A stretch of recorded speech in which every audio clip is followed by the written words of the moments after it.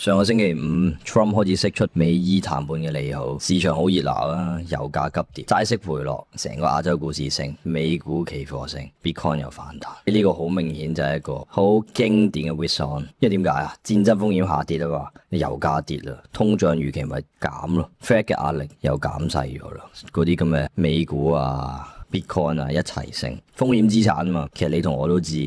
呢兩日市場真正交易緊嘅唔係真係嗰個停戰嘅和平，而係新一輪加息週期嗰個恐懼咧，暫時有啲減退咗。嗱，主要講法講咩啊？美伊談判有進展啦，咁你有進展啊，霍爾木茲海峽咪有望重開咯，原油壓力係咪就下降，油價咪跌咯，所以即刻跌咗落去，通脹預期又即刻跌咗落去。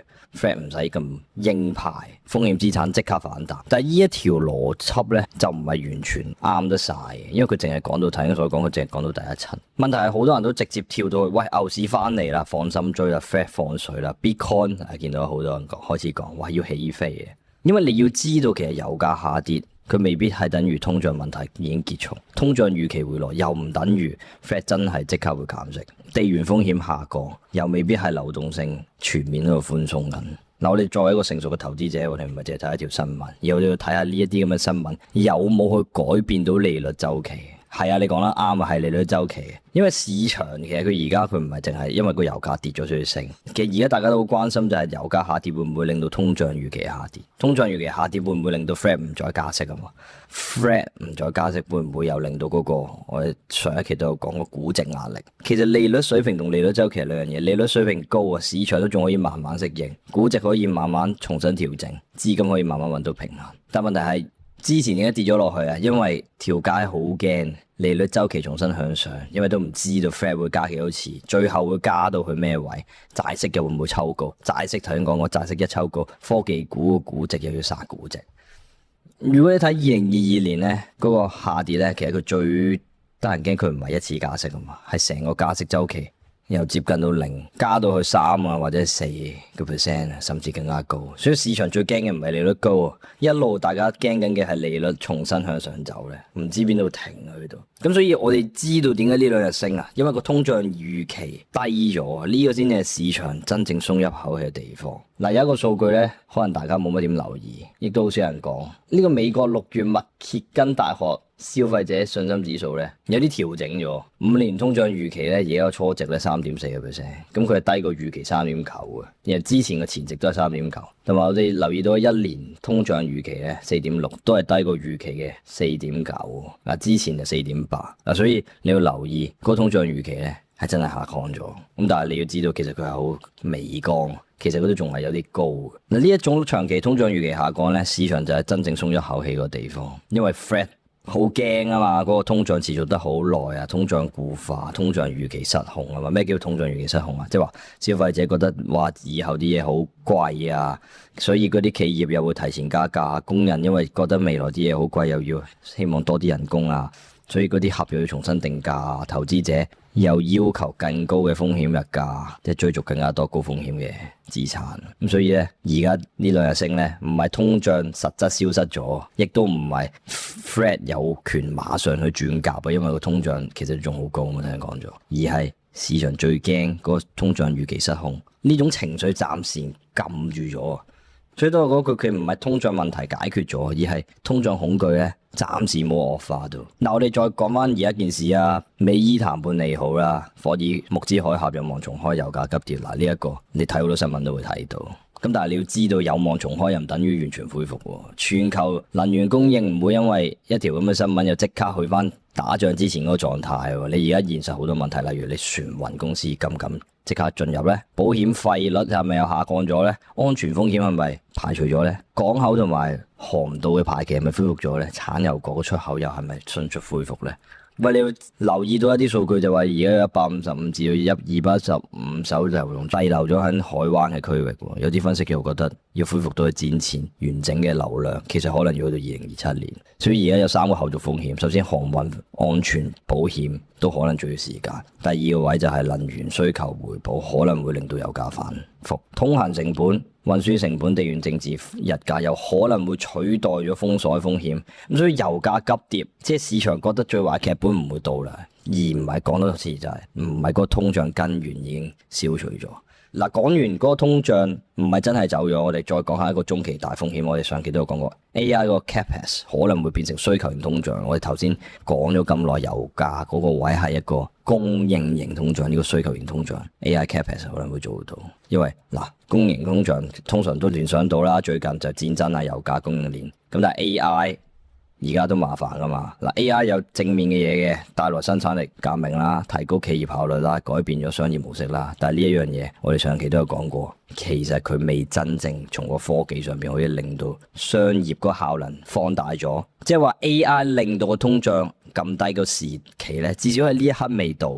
但係 AI 就做咗另外一樣嘢啦，你 Big Tech 帶來投資數據中心買 GPU，半導體需求、電力需求。推高晒嗰啲資本啊、工程啊、人力啊、土地需求，所以而家個位就係 AI 投資都已經爆發咗，但係生產力我哋上期講過，其實個提升未出現喺數據入邊。而家有少少成本升咗先，但係生產力未見到。我唔係講緊 AI 已經導致咗通脹，但係 AI CapEx 可能就係一個潛在需求型通脹風險。所以 AI 咧，我哋有時要留意就係佢未必係一個增長嘅故事，亦都可能係一個通脹嘅故事嚟㗎。所以我睇法係你而家好難。哇！真係已經全面牛市，真係要睇多少少先。暫時當個結構性行情咁判斷住先。因為點解？因為 Fed 其實佢冇乜減息嗰個條件喺度。頭先講個通脹唔係消除咗啊嘛，仲係好高啊。所以通脹唔係好高，咁財政都未必大放水嘅。只不過而家大家覺得通脹風險暫時壓低咗啊嘛，佢唔係消失咗。所以基於呢一個情況，有機會而家係有限流動性之下嘅結構性行情。我哋可以做個對比嘅，同呢個俄烏戰爭之後個能源反應。嗱，其實佢哋有啲相似，因為每次有停火啊、談判消息咧，市場都係交易咗能源風險下降，跟住嗰啲油又跌翻落嚟，股市反彈，通脹見頂交易咧又出現。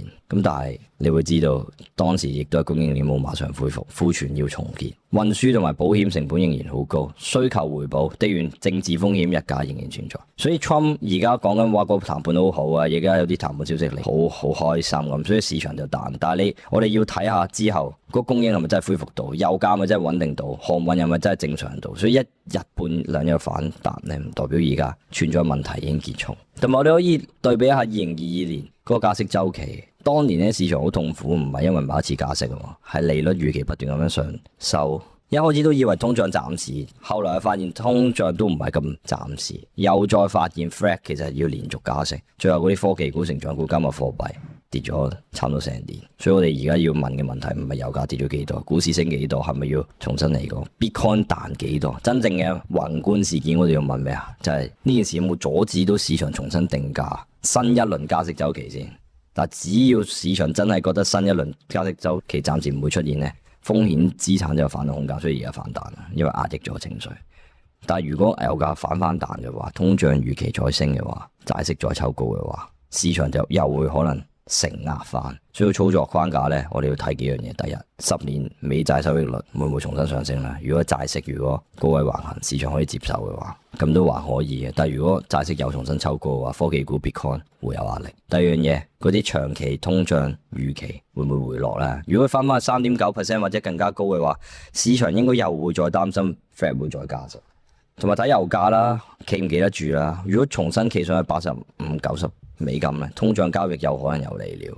如果升翻上100蚊，市場壓力會好大。第四個位就係、如果美元唔再轉強，風險資產會比較舒服。美元如果走強咧，Bitcoin 同新興市場容易受壓。第五個位係 market breadth，唔好淨係睇 Nasdaq 本身，嗰啲等權重指數有冇跟，中小型股有冇跟，周期股有冇跟，非 AI 板塊有冇跟。我睇少少圖表啊，好明顯而家 Bitcoin 就反彈到去我哋上次講過呢一個區間個飄絲位置，你會發覺得到掂咗之後咧，其實有少少回落。嗱，睇一小時咧更加明顯嘅，即刻回落。嗱，呢個位置我哋上期有講過，我哋有講佢有機會真係反彈到去呢個咁嘅位置嘅，然後再觀察下佢後續走勢。所以如果做短線嘅話咧，呢個位置做 take profit 咧，非常之揼得背落。嗱，而家我哋睇嘅就係好明顯，就係睇佢呢個理論上就係一個成個區間最大嘅籌碼區，佢一定要收復到呢度，消化到呢度咧，佢先可以繼續上攻。如果佢上攻到咧，你會見到咧，以呢一段 swing 嚟講咧，呢度都係一個大籌碼區啦。咁佢 tackle 到之後咧，呢個位置咧，其實相對嚟講咧空啲嘅，好希望佢有一個快速上升喺度。咁但係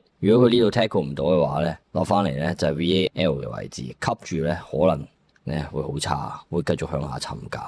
咁呢一點我哋上期亦都有講過，所以如以圖論圖嚟講咧 ，Bitcoin 咧呢個位置咧都幾關鍵。咁但係好明顯啦，講過好多次 Bitcoin 2拉、3拉、4拉，你發覺隔離納指喺暴跌之後咧，其實咧升得好勁。頭先講咗好多次嗰啲咁嘅 AI 股咧，其實升到爆晒廠。